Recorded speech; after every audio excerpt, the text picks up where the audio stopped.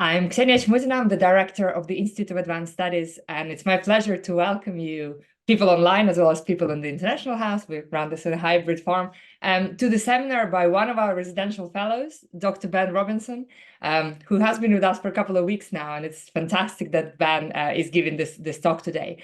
The IIS is really the place at Loughborough University where conversations happen and where collaborative research happens, and we will have so many exciting things kind of come out of these conversations that are very informal and often interdisciplinary. And most of these conversations are around the topics that really matter. And I think Ben's presentation today, Ben's talk today, is an example of that, as Ben will be talking about energy security and clean cooking systems. And I'm sure you will be all excited to hear much more from Ben. Just a couple of house rules before we start.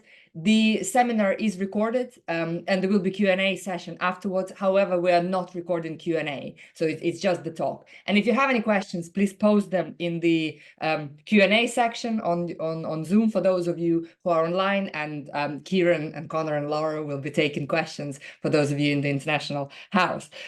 Without any further ado, I'll pass over to Professor Ed Brown, who will introduce Ben. And thanks, Ed, for supporting this visit. Over to you.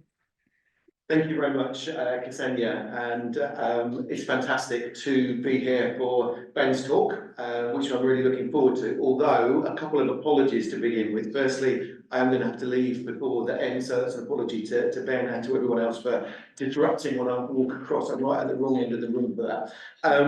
The other apology is actually to Ben, because he came here to work with our colleague Long Seng, and unfortunately, Long Seng has been on prolonged ill health leave due to long COVID. So he came to work with Long Seng. He's ended up having to work with me, poor guy. But we're absolutely delighted that Ben is here with us. He's been with us now for a couple of weeks. Some of the stories I was hearing just from Ben just now about how he started his PhD from the back of a van traveling through various parts of Africa.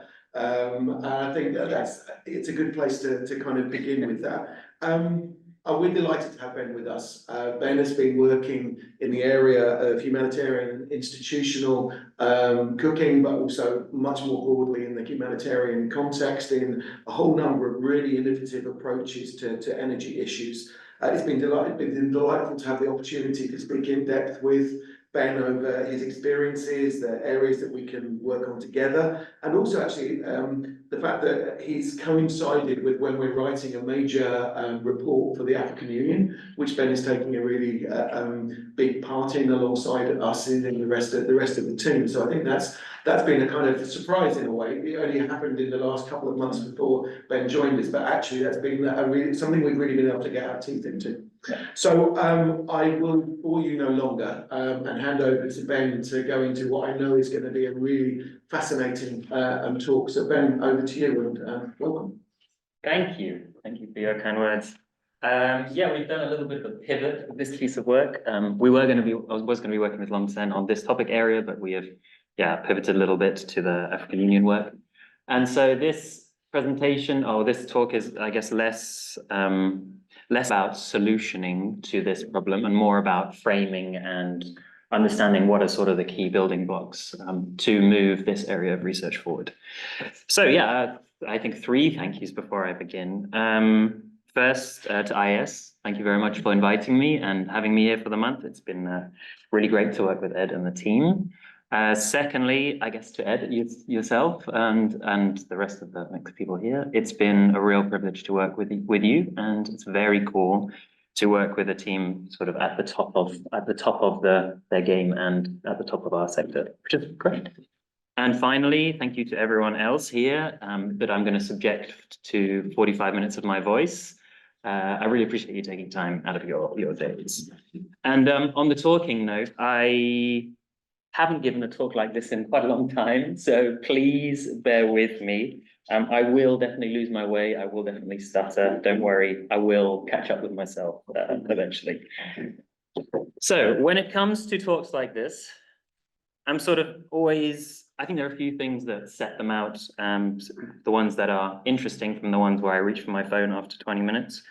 And there are 3 dimensions to that. One is learning a bit more about the person speaking. Second is getting to know the wider sector a little bit. I've sort of assumed that everyone has zero knowledge, even though I know some people in the room have lots of knowledge of this space. And 3, obviously, about sort of the core content of the talk. And so I think it's worth noting before I jump in that the topic I'm talking about today is really a niche of a niche of a niche. And that means that there is very limited research into what really works in the sort of institutional clean cooking space in humanitarian settings. And so, as I said before, we're going to talk more about framing and building blocks rather than solutioning, sort of drawing on my experience that I'll outline now. Hopefully I'll be about 40 minutes-ish, and then we can have some space to talk about things afterwards. So yeah, my work sits really, and I was speaking to Ed about this earlier, in the nexus between the sort of international development of the humanitarian sector and the private sector and academia, sort of in this Venn diagram of 3 actors. And these 3 worlds really collide to form a really potentially viable pathway to universal energy access for all. And I have been lucky enough to work both individually in each of those elements and coordinating across them all. So in the international development space, this was my entry point. It all started 10 years ago, where with Rally International, for 6 years, I sat on their board of trustees, and given I was only 21 when I started, it was quite an experience. It was a baptism by fire, and I really became an expert in how to embed voices within sort of governance structures of big organizations, which is a theme that sort of has continued forward. On the humanitarian side, this was my jump in. I led the energy components of Live to Love International's energy earthquake response in 2016 and 2017. It was my first experience of running a program in a really contextually challenging environment, and it was pretty tough. And then jumping over to the private sector, I started 2 of my own social enterprises in my early 20s. And social enterprise is an organization that operates with both the financial bottom line, but also a social sustainability bottom line as well. And both those things are equally as important as each other. So in 2016, I started Bottle by Bottle. And in this organization, we looked to create a sustainable business case for building recycled plastic bottle houses for earthquake victims in Nepal. And it was a pathway to creating low cost and affordable housing that could be covered by the entirety of the rebuilding grants. The rebuilding grants were very small. Normal building methods they weren't cost effective under those grants. And so the top left there is our first house, and it's now run by Architects Without Borders and has approval from the government of Nepal to be rolled out as sort of part of the official earthquake response, which is still going on almost 10 years later, which is nuts. And so, I went the wrong way. And so second, in 2017, I founded a small development organization that looked to work with communities across sub-Saharan Africa to develop small businesses that would generate much needed income and sort of stimulate microeconomic development. That was the catchphrase back then. And it's probably worth noting this was a financial failure, big time on my end. But it did take me across 28 countries, and for the best part of 2.5 years, we worked on some really interesting stuff and unlocked some really interesting ways of working. So turning to academia, hopefully you can see the picture building of this sort of nexus approach that I've really taken to all of my work. And this was my introduction to institutional cooking. So my final MEng project focused on the design and deployment of a improved cook stove for off-grid settings in the high Himalayas. So essentially we were trying to boil large batches of water and cook large batches of food where there was no electricity grid, far away from government infrastructure, and yeah, cooking for schools and farmers and festivals and large religious gatherings.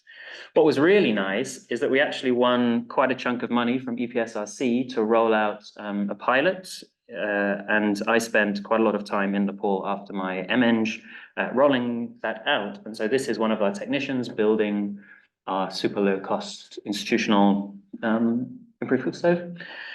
And here's one installed in a project site. That one actually, that was our 4th year of monitoring visits where we visited it. So that had been used pretty extensively for 4 years, which was really nice. The user had made some modifications, which was also interesting to benefit them more effectively. And this is another one of our sites. It's a school just outside Kathmandu. Well, just outside, it's only 50 kilometers, but it's actually 3 hours on public transport or in a car. And I actually got stuck there in COVID, so that was a fun thing. But most of them are still used on sort of a bi-weekly basis, yeah, as we found out on our 4 years worth of monitoring. There's a paper on it somewhere, it's linked later in the slides. And so onto the PhD. The PhD is really where I left engineering in quite a significant way. As you can see by the previous projects, I'd worked on things that have been primarily technologically led, whether it was building houses or clean cook stoves or working with Escapade on water pumping or mobility. And yeah, they all had a technological focus. And I was quickly realizing that it was not possible to focus on long-term goals with a primarily technological focus. There were other significant drivers of technological adoption, and to be successful, those other dimensions sort of had to be part of the programs. Otherwise, disadoption happened very fast. And those dimensions aren't just, say, engaging with the policy and regulatory environment, but they're really about the intersection between technology, culture, and context. And engineers don't really like that intersection because it's hard and people are significantly more complex than solar panels, for example. And so then the PhD was really an exploration of what it takes to make technological implementation successful by blending multiple disciplines together. And so by multiple disciplines, I mean behavioral science, I mean qualitative research methodologies, international development frameworks of change, as well as technical design movements, innovation theory about how you can implement systems change, which is quite relevant for today, and also ensuring that all of that goodness was done in sort of a responsible and ethical way, which was a fun exploration and quite tough. But the main output of that was this, which we called the technology implementation model for energy, time, as in time to change. That was the point of it, a nice little, thing there. And so effectively it is a formative and evaluative framework that enables people to understand what drives technological adoption and sustained use in the intersection between technology, culture, and context. And so we wrote lots of papers about that. If you're interested, you can check them out. It's a framework that I've actually built quite a few other pieces of work around over the last 3 years. I think we have I have about 6 or 8 use cases now, implementing in various stages of real world projects, which has been really nice. In fact, we used it to design and deploy a refugee-led briquetting program in southern Ethiopia as part of the Dutch Coalition for Humanitarian Innovations Scaling Accelerator. We also used it as an evaluation tool for effective strategies for co-design with forcibly displaced groups as part of the HEED project. And co-design is effectively a mechanism of breaking down power structures to enable more equitable design and implementation processes. We also came up with an interesting way of benchmarking projects, which I'll talk about a bit later, so that humanitarian organizations could understand, what is good practice, what is bad practice, etc. These are the 2 outputs from that postdoc. They, I think, are quite interesting, but feel free to read them if you're interested in those topic areas. And then, so more recently, I've been working with IOM in designing stakeholder engagement strategies for their flagship humanitarian energy project in the Sofala region of central Mozambique. And so that involved both engaging with the private sector through this market dialogue sessions, end user engagement workshops, semi-structured interviews, all of those good things that help enable us to build a picture of context. And it's pretty cool to see a UN agency using my PhD work. So that was really nice. And so over the last, Max on the middle of the board there, and so after the last 2 years, I've been working with various organizations on sort of action research-based consultancies that look to blend these like multiple approaches, essentially to understand this intersection of technology, culture, and context, because it turns out humanitarian organizations sort of struggle with that dimension, especially when working across multiple stakeholders in a complex system. And so now we come to today. So my life is split 50-50 between two main roles. First is a co-I on this 1.35 million pound smart biogas project, which is funded through the Innovate UK Energy Catalyst and looks to explore the commercialization of low-cost smart meters across Kenya, India, Uganda, and Malawi. For those of you who don't know, biogas is where you put waste, animal, human, or otherwise food waste as well, into a sealed container, and you get gas for cooking and some kind of digestate that you can process into a fertilizer or some kind of aid for growing to increase yields. And so the idea of the project is by being able to remote monitor stuff, you can fault detect from far away because most of these units are not close to any infrastructure. You can integrate carbon payments through the digital monitoring methodologies, which also Mex is working on for cooking. And also we can integrate pay-go payments into the capital expenditure of the systems. And because biogas is quite expensive, we're talking hundreds of dollars rather than tens of dollars. That is really an important thing to be able to explore these different financing models. And so the second part of my life, it's more like 70%, 70% actually than 50-50, but anyway, is as the energy team lead at Outside International. I thought, given I'm here in my official capacity as a visiting fellow from outside, I should give you the 2-minute spiel. Time. And so Outside is a social innovation consultancy based in Switzerland. And whilst I say we're based in Switzerland, we're actually a globally distributed network of consultants and freelancers that are embedded in local, national, international, and global organizations.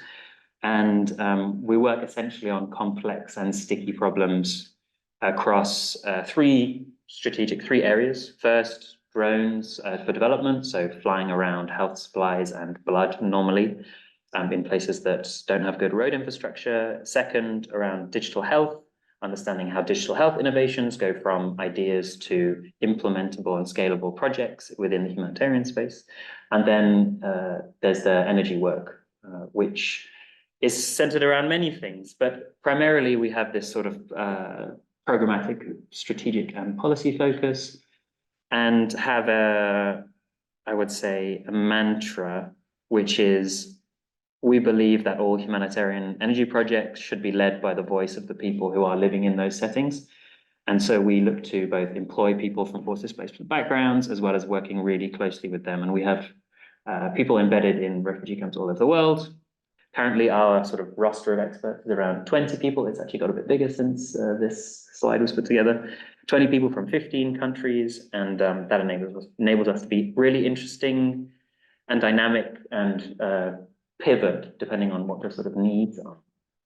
This is our strategic framework. I'm not going to run through it in too much detail, but essentially it's around that sort of main goal of enabling people to be the protagonists of their own stories and shape their own sort of energy futures. Okay, introduction over. 15 minutes was a bit longer than normal introductions, but I think it's important to introduce all of these complex elements. And given that my work life and personal life are very intertwined, I sort of live my work, and it gives you a good idea of where maybe the next section is going. And so let's talk about engaging the entire humanitarian institutional clean cooking system. And I know I've basically just pulled that phrase out there. And for anyone not working in the space, they're probably feeling like, well, what even is that? Don't worry, I will provide you with some definitions now to provide some context. Oh, that was a nice transition. So SDG 7, the global scene.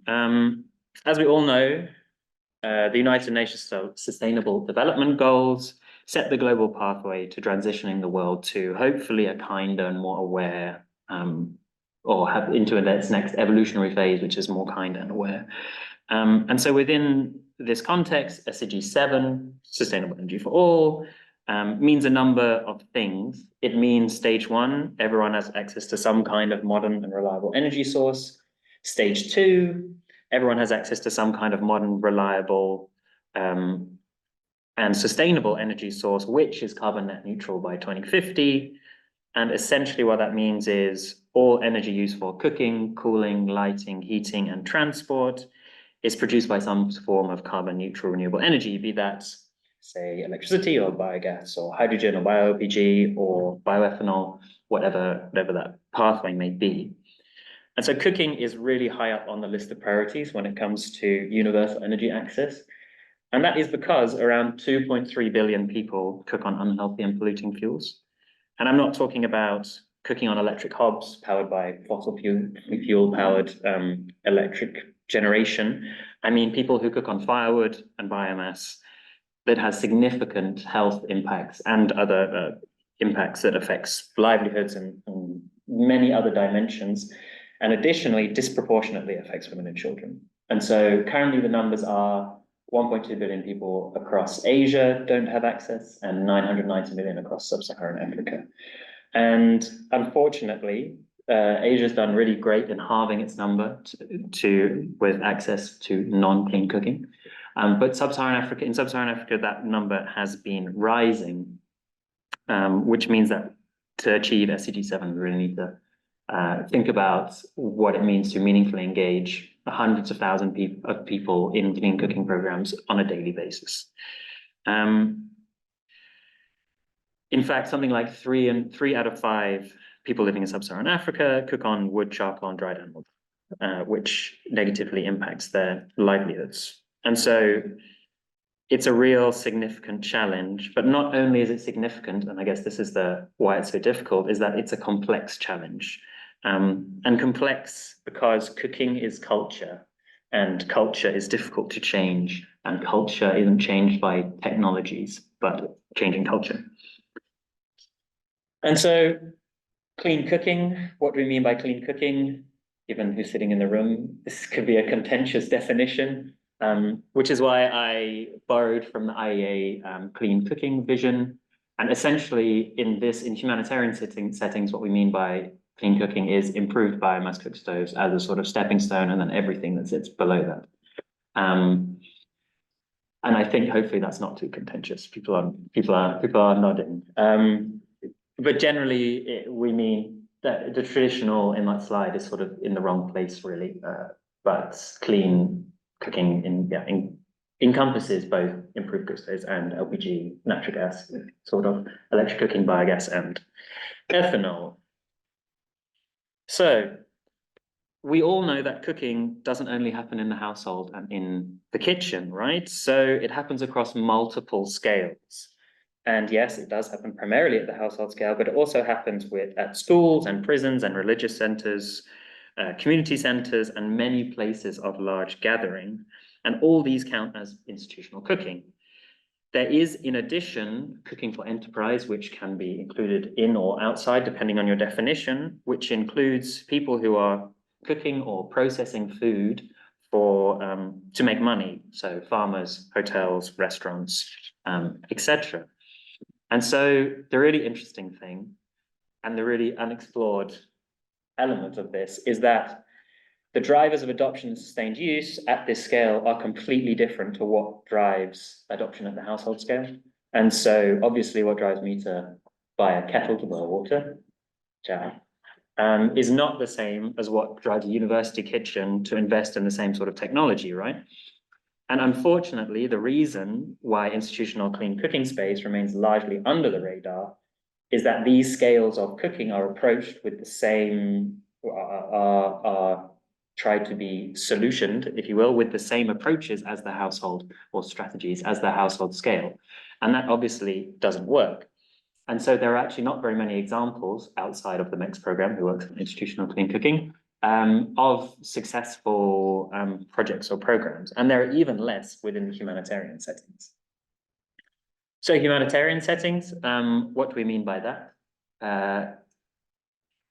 So humanitarian settings encompass any setting in which people have been forcibly displaced. And that's a pretty wide category. So this could be due to political persecution, natural disasters, war, collapse of states, whatever it is. For people who end up crossing an international border, they're normally designated as refugees and live in refugee camps or with host communities or families. And when people don't cross international borders, they are internally displaced people and can live in a number of equivalents. So resettlement sites, internal displacement camps, relocation centers, and with host communities. And so all of these different contexts, be them formal or informal, bring additional complexity to implementing clean cooking systems. And that means that projects that engage with institutional clean cooking or clean cooking in general tend to be in bounded systems, such as camps or integrated settlements. And these places tend to have either actual physical boundaries like fences or regulatory boundaries, or they're just so far away that no one can leave. And that means that roles and responsibilities within these settings are easier to understand and navigate when exploring, say, new ways of doing stuff than in an integrated settlement site where host community and refugees sort of live together, and then they're the responsibility of different government frameworks, so it becomes much more difficult. And it's also probably worth noting that these settings are often thriving towns that have existed for a long time. They have their own ways of doing things, they have their own infrastructures, they have their own governance structures. And so all of them need to be accounted when engaging with humanitarian settings. And those sort of more established structures are normally called protracted settings rather than onset settings, which is in the beginning of a crisis.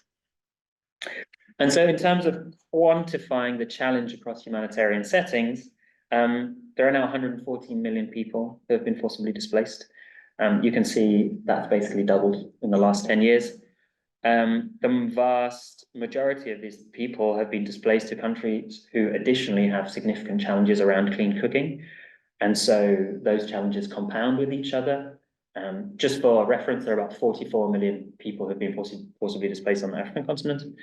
And so now when we look at the intersection of clean cooking and humanitarian settings, it gets a bit more difficult to quantify. Around 6 to 8 million people live in the 280 something UNHCR managed refugee camps. And within those camps, this piece of research was done, which sort of provides the foundational core of the humanitarian energy sector, that said over 80% of people don't have access to clean cooking technologies, and they cook with firewood. And that, as I said before, significantly affects their health and many other dimensions.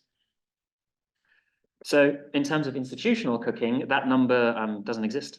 I have not seen any research that provides some form of global metric for institutional clean cooking in humanitarian settings, but I'm happy to be happy if that exists, and I would love to know about it. So now we're getting into the detail, I guess. We are cooking.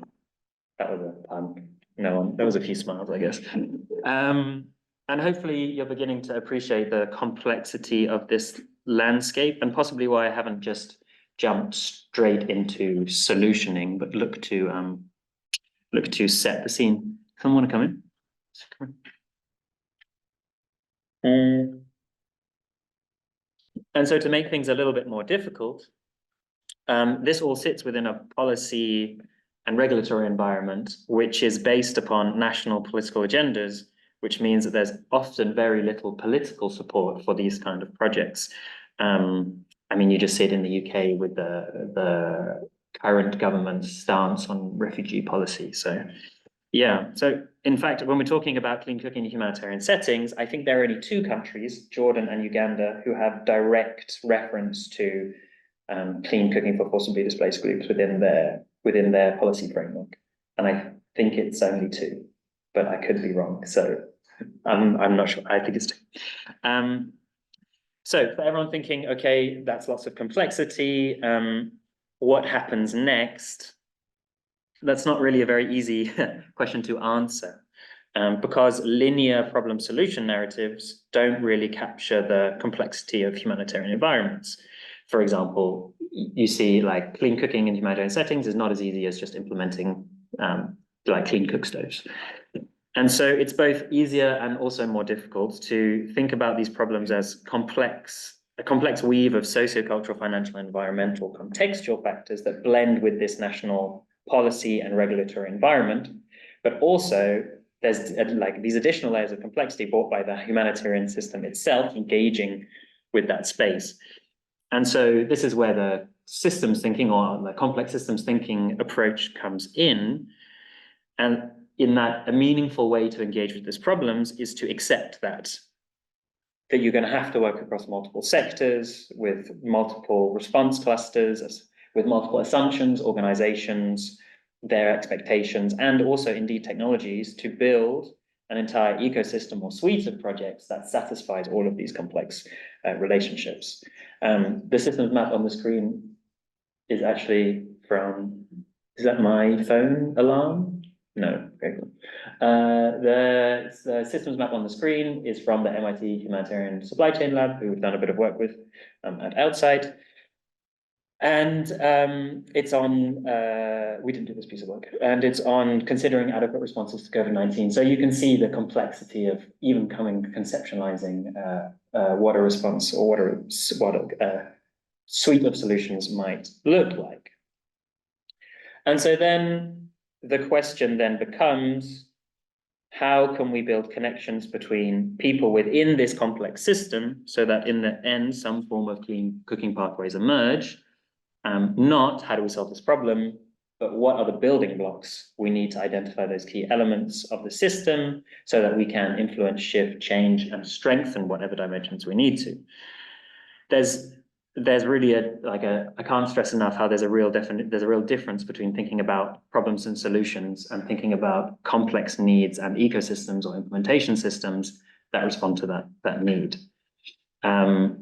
Yeah, I mean, also in this specific case, we're talking about institutional clean cooking, but we can also apply this way of thinking to many other humanitarian challenges, and at Outside we do exactly that. That's sort of our bread and butter, if you will. And that is talking about this in terms of a process innovation rather than, say, technical innovation. So, yeah, getting into the heavy content now. The building blocks. So there are some building blocks that I think are important. This is not an exhaustive list, but hopefully it sparks some discussion later. I want to first talk about a few critical concepts. 3, reiterate the importance of this humanitarian, academic, private sector nexus and what that means in terms of delivery models. And then talk to you about a piece of work that we put together at Outside that sort of helps everyone navigate that as a piece of shameless self-promotion. Building block 1. There are many concepts, as I said, when designing and implementing these systems, but there's 3 that I want to focus on, and these are the 3 interrelated things, and these are participation, localization, and decolonization. For me, it seems obvious that the participation of the end users or beneficiaries or the people using these energy systems and services should be a key component. That's not actually as common a take as maybe you would think. And to evolve just engaging people in a participatory process to meaningful participation, it's even more challenging, because how can you meaningfully integrate someone's thoughts, be them a forcibly displaced group in this context or another, within a project process? It's a really difficult question to answer. For us Outside, we developed this definition. Maybe it's helpful, but there's sort of layers of complexity like there is to everything. Meaningful participation doesn't also mean understanding current needs. Say, we need a way of cooking more effectively, but it also means understanding future wants and needs. And so for that, people need information and knowledge. And what goes with that is normally capacity sharing exercises, co-design workshops, and semi-structured interviews, all of these different ways of talking to people, like I mentioned in the IOM project, that build the narrative so that you can fully understand that technology, culture, context, intersection. And the additional dimension is that we're not only talking about the participation of final users when we talk about meaningful participation, but also all of the actors that are involved within that complex system. Because for things to be successful, all of those assumptions and expectations need to align. And this process, along with everything I've talked about today, is iterative. It's circular, it evolves. Once you ask the questions, you may not like the answers because they don't align with your needs or your donor needs. And so you need to respond to that and negotiate with those people so that it does respond to real need. Ultimately, meaningful participation for me and for some of my colleagues as well is about being held accountable by the people whose lives that you are influencing by designing these sort of energy programs. And so the humanitarian sector has, in its own way, like it always does, looks to formalize meaningful participation within their global policy framework. And it's called localization, launched as a concept as part of the Grand Bargain, which was a rethinking of humanitarian space in 2016, in order to sort of fight against the exploitative things happening in the space at that time, and maybe some would argue still happens. But localization, as says in the quote, was designed to address inequality in the system, such as inadequate recognition given to local actors despite their frontline role in humanitarian responses. And what that essentially means is that the aim was to spend 25% of humanitarian budgets with locally managed and run partners. I can tell you, as of the last review, that number was around 2 to 6%, depending on the context. So I don't think it's been a particularly successful rethinking, and hopefully it doesn't fall into sort of the buzzword mafia pot of names. But it is a useful framing, and it hopefully will result in some form of change. But I actually think the biggest challenge to the lack of meaningful localization is, my slides have gone a bit funny there, but is this lack of willingness or engagement with decolonization as a wider sector. And I know you're probably thinking, okay, we were talking about institutional clean cooking, now we're talking about decolonization, how are they connected? But decolonization is an absolutely critical component of every single element of the humanitarian system. And often many of the challenges that are faced are because let's say European and US interests are represented within humanitarian work more than the interests of the actual people facing crisis. And so a lot needs to change that top-down power dynamic to a sector that is driven by forcibly displaced communities and people and their own businesses. And that means we need to have a pretty wide-scale discussion about positionality and unconscious bias and outsider status and all of these things that are important to understand. But the first step is to like gain knowledge on the topic area. And so I would recommend 1, the reading list on the left, 2, the article in the middle, and 3, the book on the right. It's, I would say, between the 3 of them are pretty comprehensive and eye-opening window into what it means to decolonize the space. So that's the 3 concepts, right? Participation, localization, decolonization. And so the second building block, and I've got about 5 more minutes of content, all good, is that when you work between the academic, humanitarian, and private sector nexus, you unlock different ways of working. And so the reason for that is that when you combine data and evidence from academia, cash from the humanitarian sector, and knowledge of a local implementation environment from a local private sector partner, there are, as it turns out, many other lower risk ways of deploying humanitarian assistance. And so there's been a big growth in what we call delivery models, and you can read the definition up there. And the table on the left-hand side is from the State of the Sector report, the State of the Humanitarian Energy Sector report. You can't quite see the reference, it's hiding under the thing. But if you are interested in learning more about the humanitarian energy sector, that is the piece of reading. And I'm not going to go into detail because we don't have so much time, but there are lots of different dimensions of like delivery models, whether they're about procurement, whether about cash assistance, whether about leveraging local existing markets, whether it's about increasing supply and supply side interest and demand side interest also. There are lots of interesting ways of working.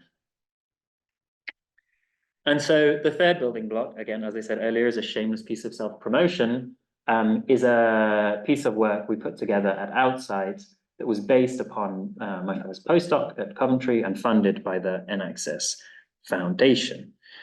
And so not only does this toolkit sort of guide people through participation, localization, decolonization, and what that means at a project level, it also touches on humanitarian principles, ethics of being involved in the space, how to build partnerships, how policy affects programming, how to build scalable programs. And there's even a section on how to integrate AI and machine learning into your initial scoping exercises. So we think it's a really great option for people to design programs with, especially if you're thinking about institutional clean cooking in humanitarian settings. And essentially, we've created a big data library as well as a visual tool, and also this spectrum of co-design, we call it, that enables organizations to benchmark their projects and understand what actions they need to take to more meaningfully engage with those topic areas. And so as a short overview, the left, we have quite maybe harshly called designing in a theoretically imagined environment, which would be, for example, someone designing an improved cook stove in the UK for, let's say, a refugee camp in Kenya who has never experienced or knows anything about the environment. And it happens more than you would think. And on the right-hand side, we have, on the right-hand side of the spectrum, it's all about fighting the system, fighting those power structures, doing things differently, pushing the sector forward, and essentially making yourself as much as a nuisance as you can to the big donors.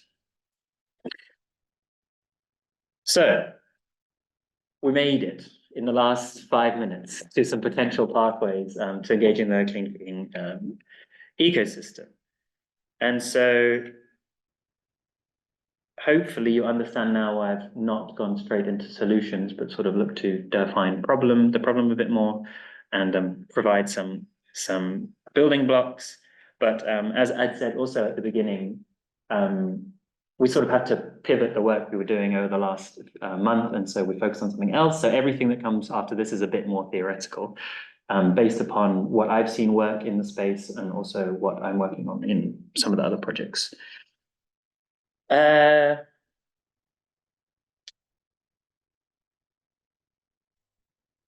I've called it more interesting possibilities than potential pathways. But and I said this at the beginning, what's really interesting about the institutional scale is that the drivers of adoption and sustained use are really different. So we can overcome quite a lot of the issues around, say, purchasing power, operational maintenance, ownership and buy-in, and create financial, like sustainably financial delivery models that are more effective. So improved cook stove. So these. So given the majority of cooking within humanitarian settings is driven by firewood and charcoal, it becomes difficult to overlook improved cook stoves at the institutional scale. Back in the SDG 7 section, I said 2.3 billion people rely on unhealthy and polluting forms of fuel as their primary cooking source. And unfortunately, the wider sector has really had 60 years of failed programs, so it's not really seen as a viable pathway to the completion of sustainable development goals. But the game actually changes within the humanitarian setting and at the institutional scale, because and this is an interesting fact, UNHCR provides most of its camps with firewood for cooking, not anything else. And so it is a viable fuel source. And when combined with, say, biodiversity programs, whether reforestation or forest management, it's not actually the worst potential solution to institutional clean cooking. And in fact, in Kakuma refugee camp, there are already refugee-led businesses building and selling institutional cook stoves within their own, within a sort of private sector driven market, which is quite interesting. And so improved cook stoves, yeah, it's probably a potential pathway in the short term, definitely, whilst the sector catches up with their electrification rates. And so LPG is an interesting, it's an interesting approach. I hear you saying, no, LPG is not environmentally friendly. It comes out of the ground. How can you clean cook with LPG? It is significantly a cleaner fuel to cook with when you cook with it compared to firewood. But yes, the sector as a whole recognizes that it comes out of the ground. And as a short-term solution, whilst electrification infrastructure catches up, it's not, again, a terrible option. But in the camps in Bangladesh, it is highly subsidized. And that is not financially sustainable for UNHCR who manages that camp. And actually, within that case study, I don't know if they have a focus on institutional settings, because it's difficult to find out any information about that specific use case. And so one alternative to LPG and firewood is e-cooking. And so that's cooking with electricity. Given that there are people sitting in the room that have much more knowledge of e-cooking than me, I'm not going to spend too long on it. And if you have any questions, I would direct them to them, not to me. But essentially, e-cooking is interesting because you have to consider both the electricity generation components and the electricity consumption components. So in LPG, you only really consider consumption. And there are two technical approaches to that. One is through solar electric cooking. So that's directly channeling solar electricity into some kind of cooker and then cooking on that. Or the second, which is more applicable to institutional settings, because institutions in humanitarian settings are normally linked to humanitarian infrastructure, so they have a more reliable source of electricity than say people living in non-institutional settings, so in households. They tend to focus on appliances, so separating the electricity generation and the electricity consumption elements. And yeah, we can talk about that in more detail after I finish the slides. And there is a great case study actually by Care International, as well as the case studies from MEX, but I don't know so much about them.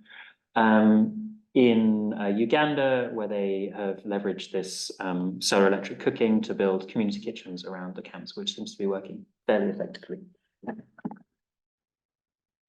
And finally, biogas. Given that this is something that is occupying 50% of my life at the moment, I thought it would be spending 1 minute at the end talking about biogas. And so within humanitarian settings, biogas actually remains pretty much largely unexplored. There's a few biogas digesters, which are the black, which are one type of biogas digester is these black bag units, as supplied by Systema from our pilot site in Malawi. But most of the anaerobic digesters in humanitarian settings are used for waste management rather than biogas production. And their primary function is waste management, because waste from thousands of people needs to go somewhere. And it's quite a good way of reducing the pH of human waste, especially. But there is obviously significant potential of using that gas and then the digestate, which is what comes out of the units, for fertilizer. And so I'm actually currently working with IOM and NORCAP on writing a paper around biogas in humanitarian settings, but it's not out yet. So I'm going to talk to you about a way in which we have engaged in institutional settings in our biogas project.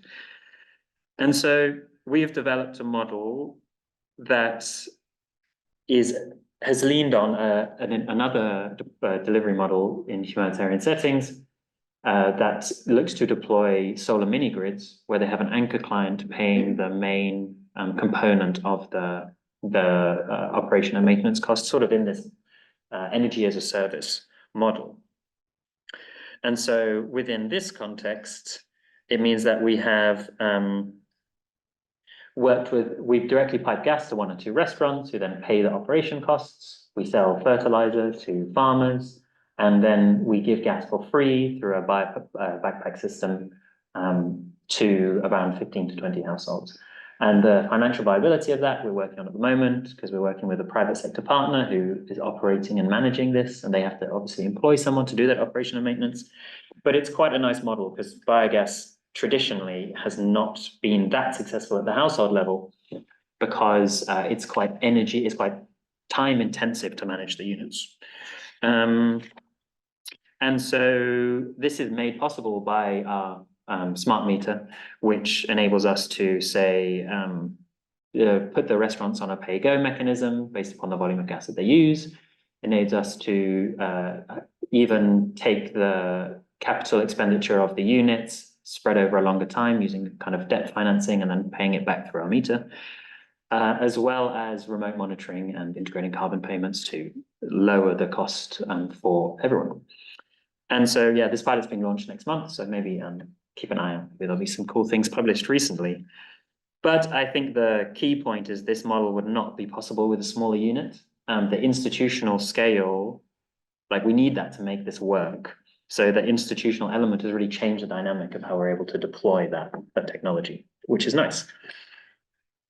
And so that's it. 3 takeaways. Hopefully, this is what came through. The humanitarian system is complex and it needs to be listened to, otherwise it's not going to work. And that includes listening to real needs and not imagined ones. Think about not designing in a theoretically imagined reality. And finally, just I guess on the last point on the biogas project, the institutional scale changes the clean cooking system. And so it's interesting to further explore like what that means in terms of leveraging those changes to explore new and different ways of working. That's me. Thank you very much.